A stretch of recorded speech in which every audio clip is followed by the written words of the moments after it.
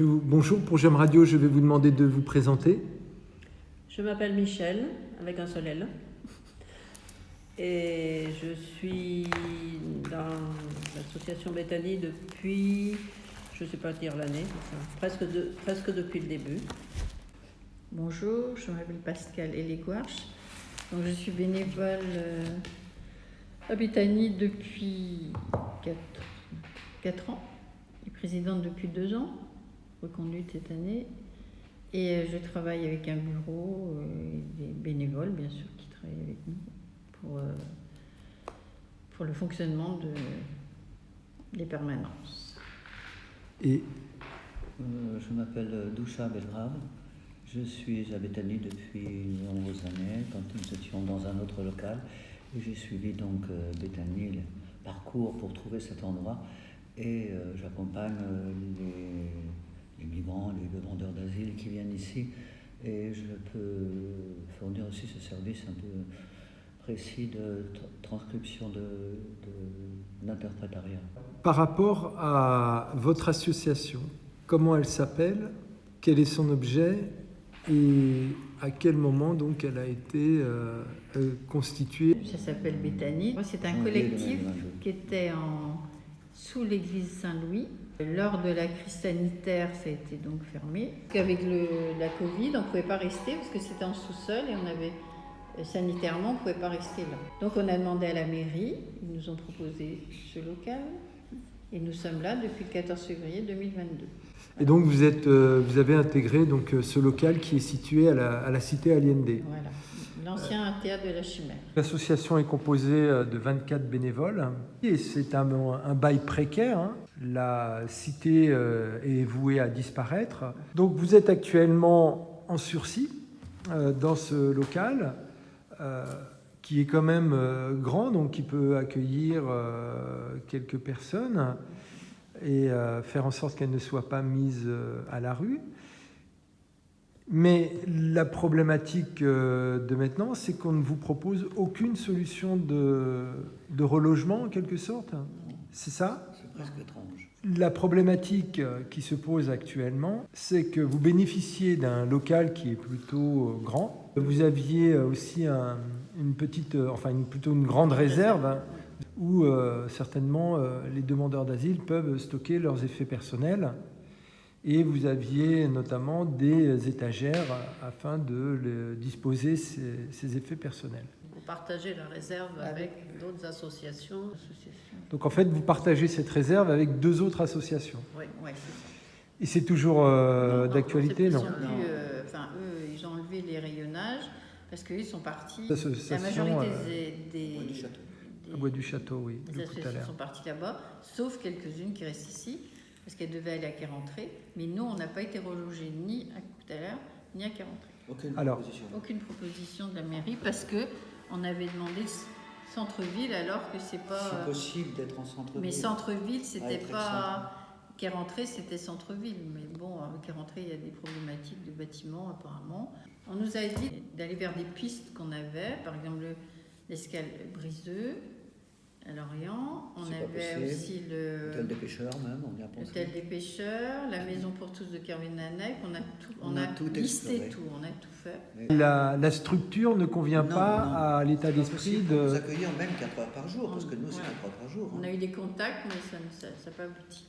On a été voir la maison pour tous de Kervin Laennec aussi, qui a des vastes locaux, mais pas possible, ils sont suroccupés. Vous dites que c'est 4 heures par jour? 4 heures de par 10 jour, heures, de oui. 10 heures à 14 heures. C'est ce dont vous avez besoin. Mais oui. Sauf le dimanche. Parce que Tous les jours, sauf le dimanche. Mais avant, on ouvrait de 9h à 15h, on était sous l'église Saint-Louis, et le dimanche compris. Mais bon, là, c'était une entrée différente. Ici, la cité Allende étant fermée le dimanche. C'est les raisons pour lesquelles vous ne pouvez pas accueillir le dimanche, sinon vous l'auriez fait. Bien sûr, ce qu'on faisait. Donc vous avez exploré ces différentes pistes Ouais. qui s'avèrent être plutôt négatives hein, Pour le moment, oui. Tout à fait. compte tenu de la structuration de votre association. Ouais. Nous sommes retournés à la mairie pour demander. Vous êtes retourné à la mairie pour 17 demander... septembre, on a eu un rendez-vous avec l'adjointe au maire et puis madame la directrice du CCAS qui nous a proposé un local de 30 mètres carrés commercial, un échoppe de cordonnier, Échoppe de côté cordonnier. du- à Merville, mais 30 mètres carrés. 30 mètres carrés. Et à 350 € par mois. Par mois. Comment voulez-vous, sans les charges. Parce qu'actuellement, là, Nous, c'est nous un payons bail le loyer, gratuit. nous, ici. Vous 12 payez un € le loyer. mètre carré 12 € le mètre carré. C'est-à-dire nous avons quelque chose comme 130 € à payer par mois. par mois. Mais ça Donc fait là, quand on même vient de 1500 payer. € à sortir au bout d'un Bien an, de ça c'est régler. sûr, avec nos cotisations et nos dons. Et Votre association est financée comment? en cotisation. En cotisation. Et en don. Et en dons. Et pour la nourriture, parce qu'ici on a une marque Nous qui de achetons, la nourriture, c'est souvent les bénévoles qui achètent, Qui amenons. ou la dame. Il y a un qui fonds peut d'épicerie parler. pour que quand ils arrivent, qu'ils puissent manger. C'est juste pour les primo-arrivants. Et donc, on vous propose un local à 350 € par mois en centre-ville, de 30 mètres carrés On devra nous payer Et notre sans poche. cuisine. et sans Tout à cuisine. faire. Ça C'est tient du pas 500 debout, par c'est- mois à trouver dans nos poches comme Non, le on peut reste. pas, on peut pas. C'est absolument inconcevable. Donc j'ai décliné. Nous avons décliné. Si jamais il n'y a pas de solution, Le seul accueil de gens demandeurs d'asile, parce qu'il y a le CCAS qui accueille des SDF.